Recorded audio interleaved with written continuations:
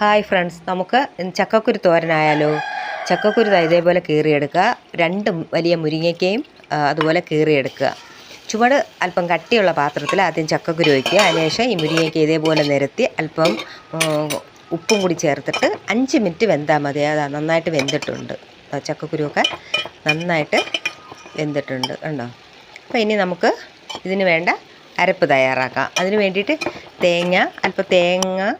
ഇപ്പോൾ തേങ്ങ തിരുവുമ്പോൾ ചിലപ്പോൾ ഇതുപോലെ ചിരട്ടയിൽ നിന്ന് ഇളകി വരാറുണ്ട്. അപ്പോൾ നമുക്ക് ഇതുപോലെ അരിഞ്ഞിട്ടിട്ട് ജാറിലിട്ടൊന്ന് അടിച്ചെടുത്താൽ മതി.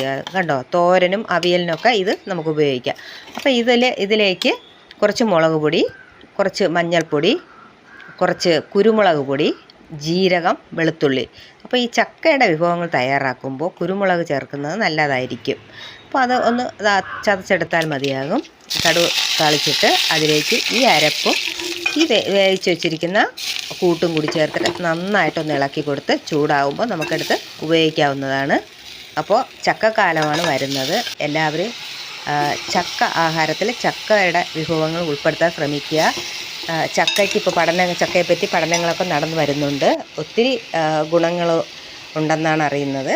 അപ്പോൾ ചക്ക എന്തായാലും ഒരു ദോഷം ഉണ്ടാകത്തില്ല. അപ്പോൾ ചക്കയുടെ വിഭവങ്ങളും കൂടി ഇനി ഉൾപ്പെടുത്താൻ ശ്രമിക്കുക. Okay, by.